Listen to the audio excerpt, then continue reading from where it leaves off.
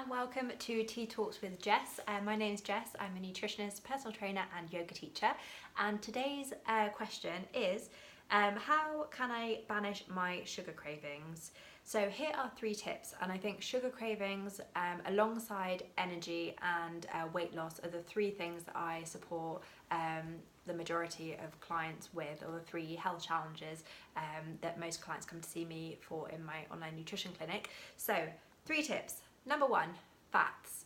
A lack of fats will in our diet will increase sugar cravings. So really good quality sources of fats include things like avocados, nuts, seeds, tahini, which is ground up sesame seeds, oily fish.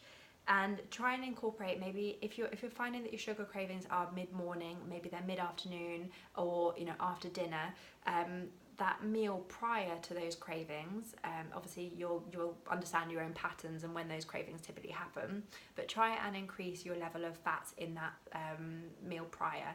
So for example, if you find that typically kind of 4 o'clock is that time where you really get those cravings, maybe at lunchtime see if you can add like a really delicious salad dressing, add some olive oil, maybe some garlic, depending if you're working in a shared office space, maybe not, but some lime, and maybe some mustard or some white wine vinegar or something like that, but definitely the olive oil or maybe some tahini can be a really delicious touch.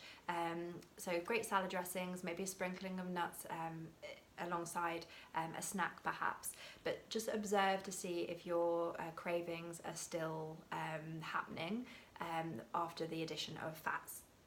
The second tip is to slow down. If we amp ourselves up on caffeine, if we go at work, followed by like a cardio hit on the exercise front, maybe doing a really kind of high powered spinning class, or maybe going for a run, or like a Barry's boot camp, or something that's very like adrenaline heavy, then that can cause our nervous system to go into the fight or flight mode, the sympathetic nervous system, which causes your body to use up sugar as its main energy source, because sugar is so easy to convert into utilizable energy and fuel.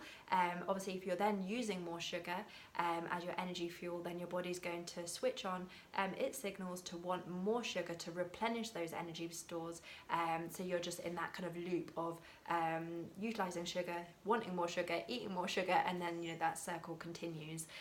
So instead, slow down. Maybe try switching your coffee for something less adrenally fatiguing or adrenally stimulating. So maybe even like a green tea will reduce the amount of caffeine circulating through your body, or maybe a herbal tea that's non-caffeinated, so even like a fresh mint tea, or a ginger and what's the one I like? Ginger and honey, or ginger and lemon, or peppermint and licorice, something like that. But just see if that has a consequence, and it's more the indirect consequence of not having your adrenal glands and that fight or flight trigger that can happen when you're pumped up on caffeine.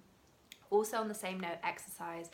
Maybe try and incorporate something that's a little bit more restorative, particularly if your work and kind of family life is fairly fast paced. So maybe you might want to try like a qigong, or like a Pilates class, or yoga, something that encourages breathing with movement, and really enjoying those long diaphragmatic breathing techniques as included within your working out. That will just help to shunt your nervous system into the more parasympathetic nervous system arch, which I call the green zone, which will shift your fuel type to more slow burning fats versus sugar.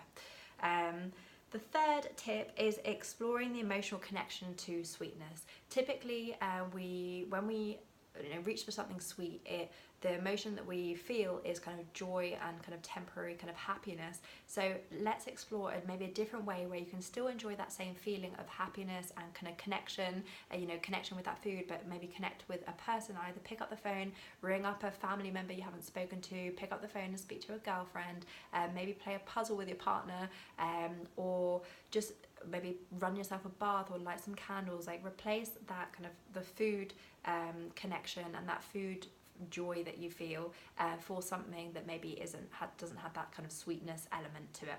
So sweet in a different way.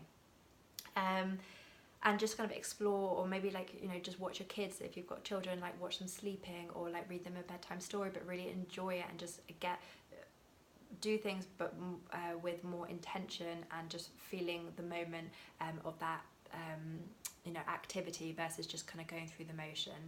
So yeah, so that is those are 3 tips. Number 1, fats. Number 2, slow down. Number 3, exploring that emotional connection to sweetness and see if you can kind of switch the avenue down to something that's non-foodie for an activity-based exercise. And that is it. So there's so many other things I could talk about sugar for days, but hopefully those 3 have just sparked a little bit of curiosity. Let me know what your favourite option was, and I will see you in the next video. Thanks so much and see you soon. Bye.